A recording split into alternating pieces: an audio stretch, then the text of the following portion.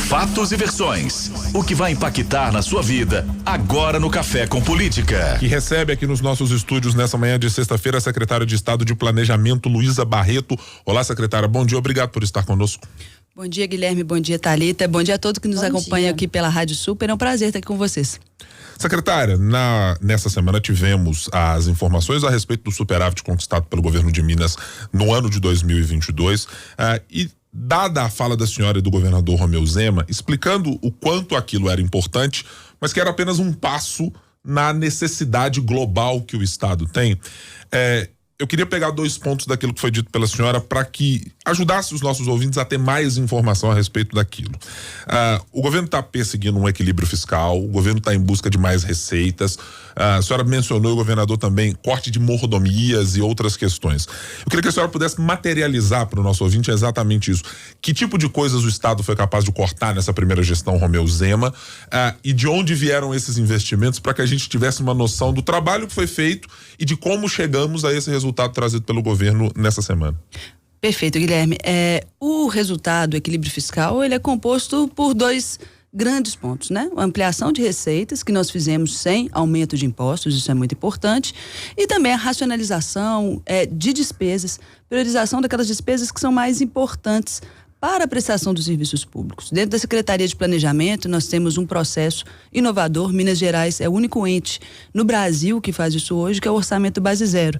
A cada ano, a gente olha o orçamento e entende o que é mais crucial para a prestação dos serviços públicos, o que deve ser priorizado para garantir qualidade no atendimento ao cidadão e corte daquelas despesas que são consideradas menos necessárias ou supérfluas.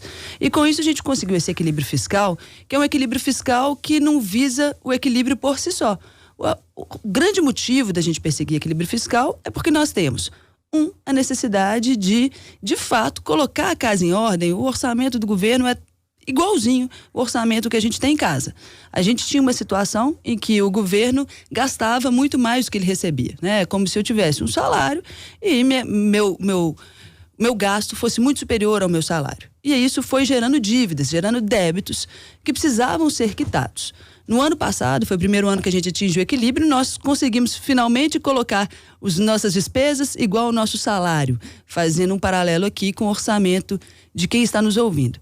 E aí, nesse ano, nós conseguimos pela primeira vez superar com as nossas receitas, nosso salário foi maior do que os débitos que a gente tinha. Isso vai nos permitir o quê? Quitar com mais celeridade as dívidas que nós tínhamos.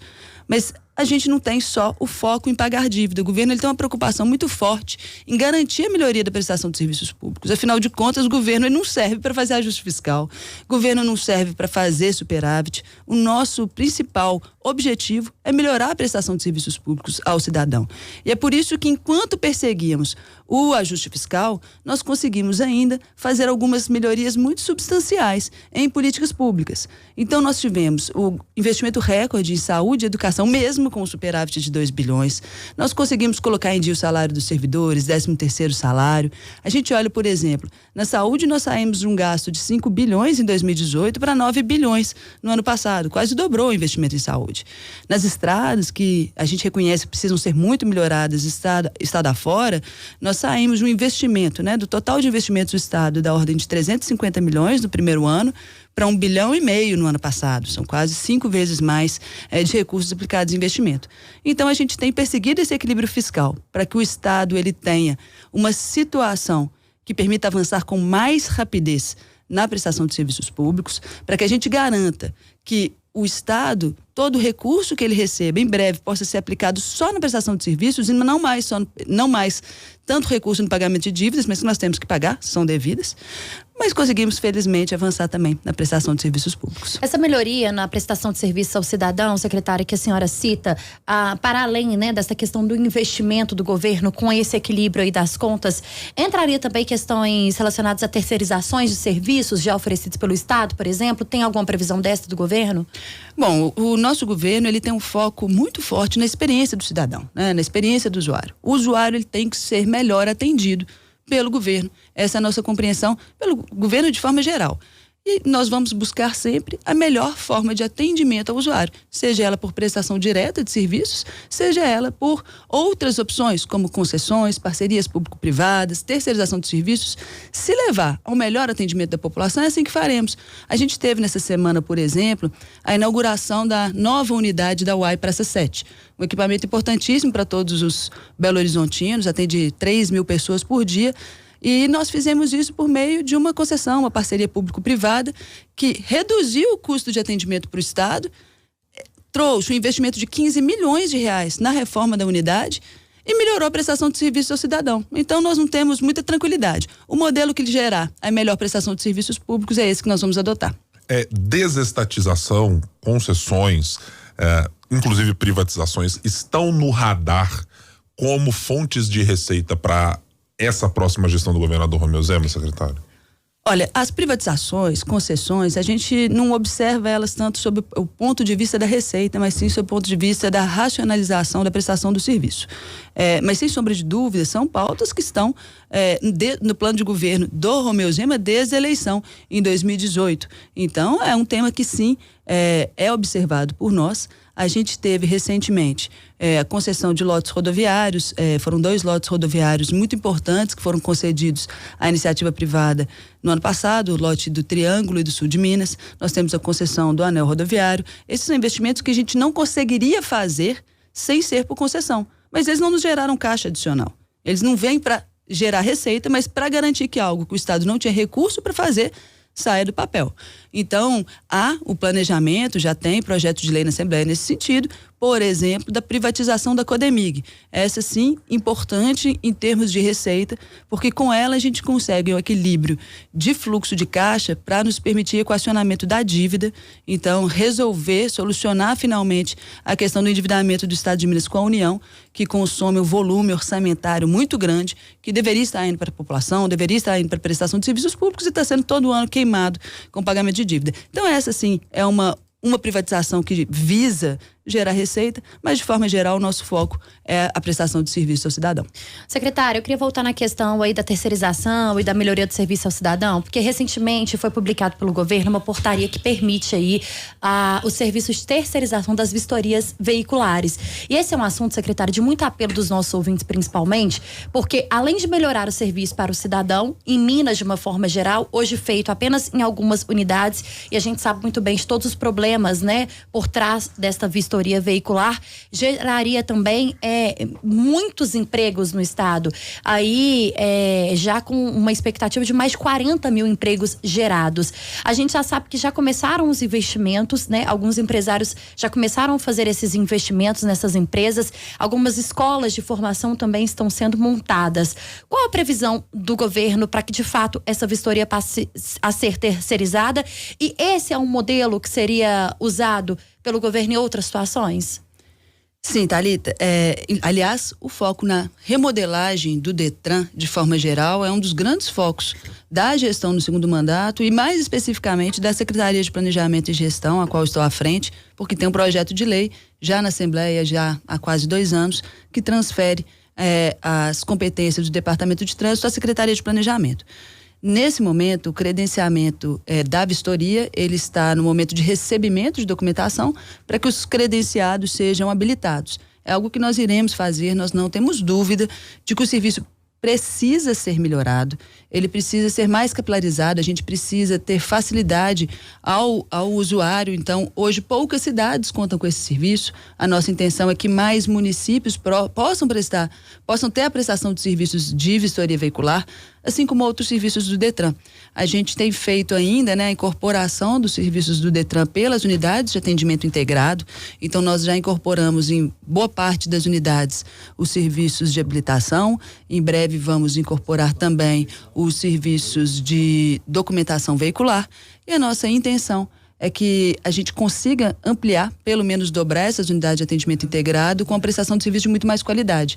Infelizmente, a gente tem que reconhecer isso, né? O serviço prestado pelo Detran hoje não é adequado, não atende aos requisitos de qualidade que a população espera e merece. E é um posicionamento, desculpa Guilherme, mas é um posicionamento inclusive do Detran, secretária. Do Detran, nós conversamos com o Eurico, né?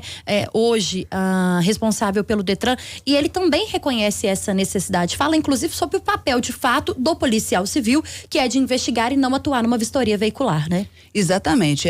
Quando a gente fala da mudança de modelo do Detran, da transferência dessas competências para a Secretaria de Planejamento, a gente está falando de 2 pontos muito importantes. Por um lado, a melhoria da prestação de serviços públicos. A gente tem muita certeza de que hoje nós temos bons modelos de prestação de serviços públicos sendo pensados pela Secretaria de Planejamento e Gestão, com simplificação, com digitalização de serviços. E, por outro lado, a gente tem também o fortalecimento da segurança pública com a liberação de policiais para atividade policial de fato. A gente hoje tem vários policiais civis alocados em funções burocráticas nas quais eles estão subutilizados e a população fica prejudicada na prestação de serviços de segurança. Secretária, a senhora mencionou anteriormente um ponto sobre relação e recursos e também questões relacionadas ao governo federal que impactam por repasses que chegam para o Estado e para aqueles que constitucionalmente são obrigatórios para serem feitos da União para Minas Gerais. E há um ponto muito central nessa discussão para o governo Romeu Zema, que é a do regime de recuperação fiscal. As bases do regime já foram questionadas por parlamentares da Assembleia, dizendo, olha, precisamos mudar, as coisas não são exatamente como essas, e há um projeto consolidado, já adotado pelo governo do Rio Grande do Sul, pelo Estado do Rio de Janeiro, e outros que estão no radar para fazerem a mesma questão.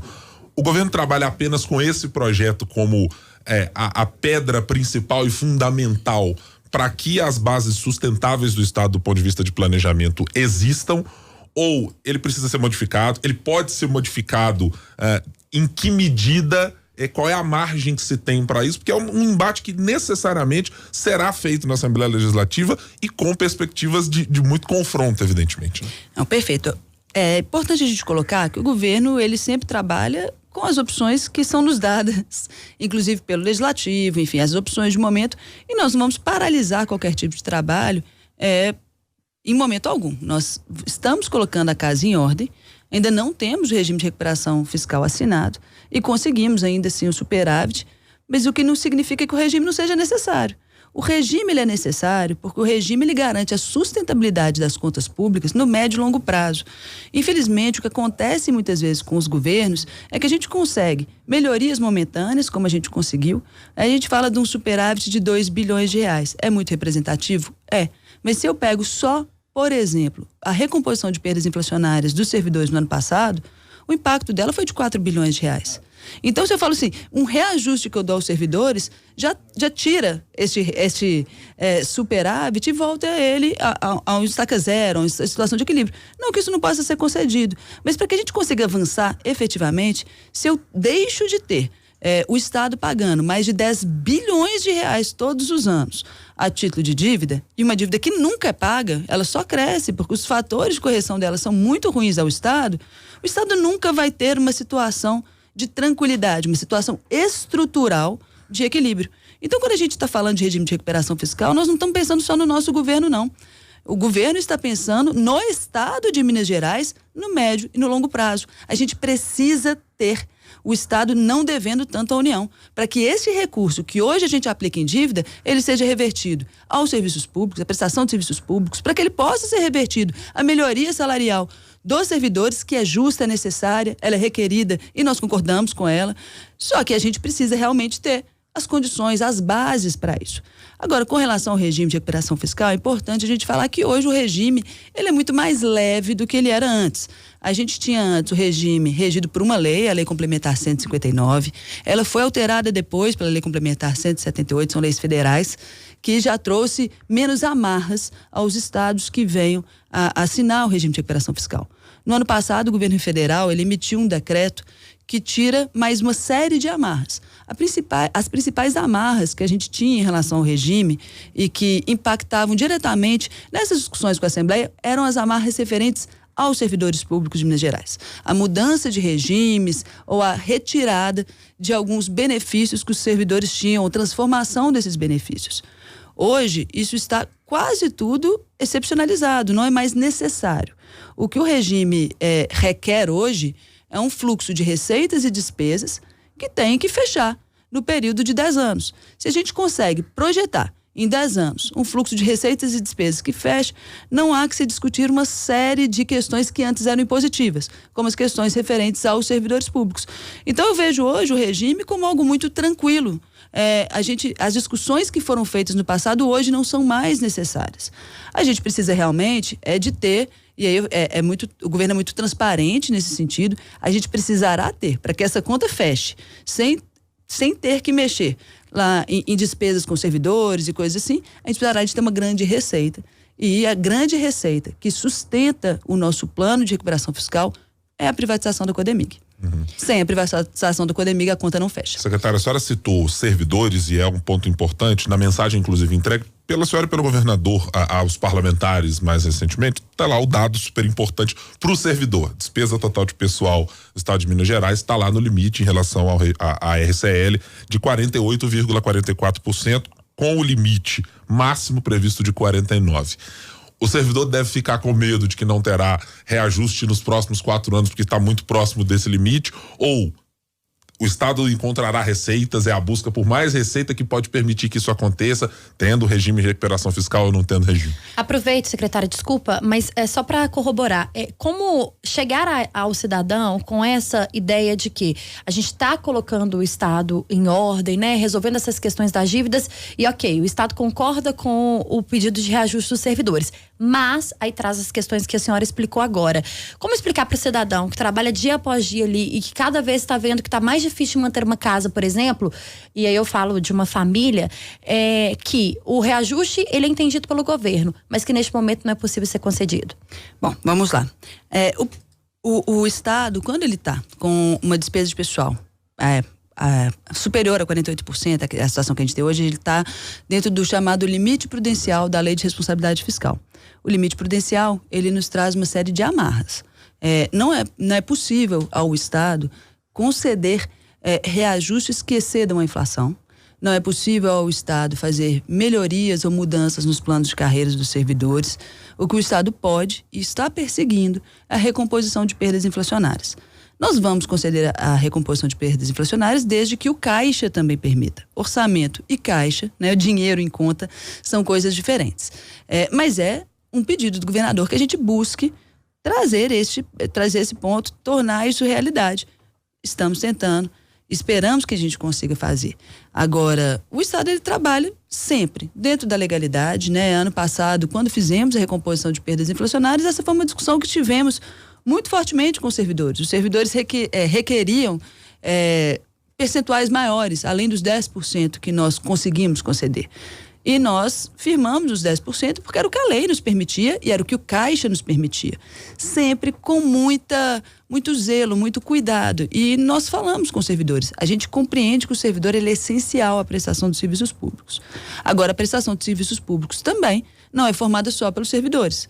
Então, nós temos que ter o cuidado de garantir que além do salário dos servidores, que a gente tenha medicamento nos hospitais, que a gente tenha merenda nas escolas, transporte escolar adequado, que os veículos das polícias tenham combustível, que os policiais estejam com armamentos bons, com munição, com prédios em condições adequadas. O nosso papel é observar esse todo e garantir a prestação dos serviços públicos, reconhecendo o papel dos servidores, que é fundamental, e reconhecendo as necessidades do cidadão, que são as preponderantes.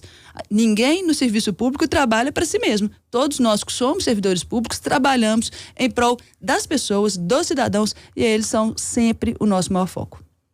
Secretária, um outro ponto importante, nessa discussão sobre o pessoal, como fazer para ter uma redução desse gasto? É claro que a gente está falando, tem aposentadorias, tem um enorme contingente de recursos que faz com que o Estado tenha que despender recursos anualmente que eventualmente poderiam ser usados para outras fontes.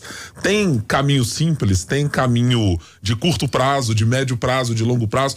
O que se desenha para que essa conta, que é uma conta muito importante para além da dívida pública que existe com a União e com as demais operações de crédito já contratadas pelo Estado historicamente, como é que se faz isso?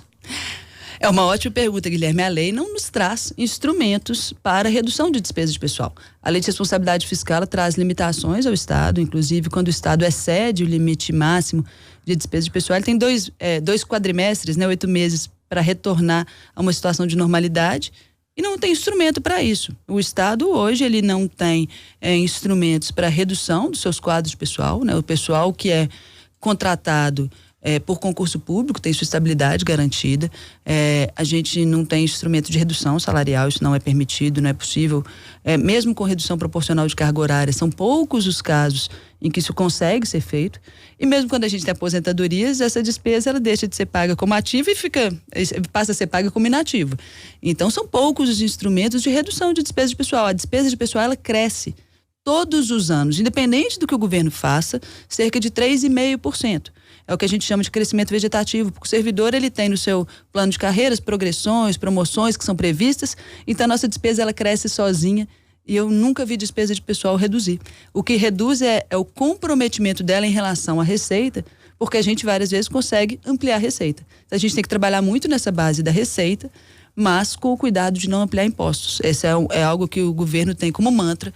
Nós não ampliaremos impostos ao cidadão mineiro porque a gente entende que a carga tributária já é pesada demais. Nós estamos conversando com a secretária de Estado de Planejamento, Luísa Barreto. No Café com Política. Hora do bate-pronto. A senhora já participou em outras oportunidades aqui, secretária, do nosso bate-pronto. Pergunta pronta, resposta na mesma medida. Bom, começamos por regime de recuperação fiscal. Fundamental para que o Estado tenha um equilíbrio no médio e longo prazo. Servidor público.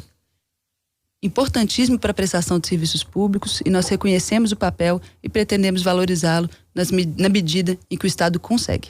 A meta principal ao final dos próximos 4 anos de gestão Romeu Zema. Ter um serviço público com muita qualidade e que o cidadão mineiro se orgulhe do serviço que é prestado pelo governo de Minas. Relação Estado com a Assembleia de Minas. Cada dia melhor. Relação do Estado com o governo federal. É algo a ser construído e tenho certeza que podemos ter bons caminhos pela frente. Secretária de Estado de Planejamento, Luísa Barreto, foi a nossa convidada de hoje no Café com Política. Secretária, muito bom sempre receber a senhora aqui. Espaço sempre aberto para você e para o Estado aqui nos microfones da Rádio Super. Obrigada, Thalita. Obrigada, Guilherme. Foi um prazer estar aqui com vocês. Um grande abraço a todos que nos escutam pela Rádio Super.